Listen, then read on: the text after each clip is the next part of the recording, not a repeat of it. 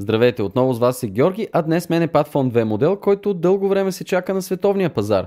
Asus никога не са имали наситено присъствие на пазара за смартфони, но пък за сметка на това винаги са се откроявали с интересни концепции. Определено интригуващото им хрумване, което носи със себе си Padfone, продължава да вълнува хората по света. Видимо опростеният дизайн на Padfone 2 е отличителна черта на новия модел. Премахнати са механични елементи като капака, който скриваше смартфона в първата версия на устройството. Така е понижено теглото, присъствието на рискови механични елементи е избегнато. Новата конструкция е радикално променена, а от Asus са вложили много време и усилия за да проектират Padfone Station, така че телефона да е здраво закрепен, докато е поставен в нея, но същевременно ваденето му да е лесно и бързо.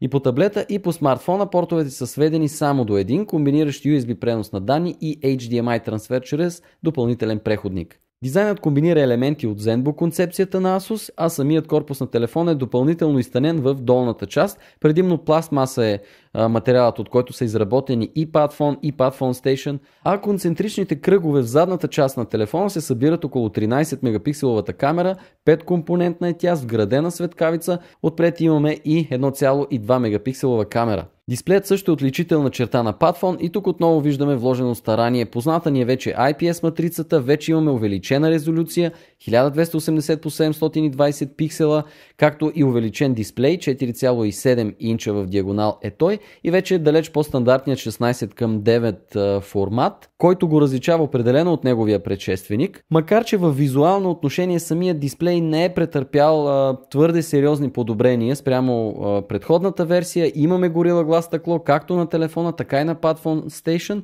така че да бъдат допълнително защитени от надраскване. Несъмнено изчистеният дизайн е добро освежаване, хардуерът също е еволюирал, отново вграденото видео е от серията Adreno, този път Adreno 320, която е от топ ниво и носи безкомпромисна производителност. Заедно с нея идва и 4-ядреният Qualcomm процесор Snapdragon S4, работещ на 1,5 ГГц, който е меко казано способен процесор, оперативната памет е 2 ГБ. Цялата тази хардуерна комбинация ви гарантира безпроблемна работа с Android операционната система.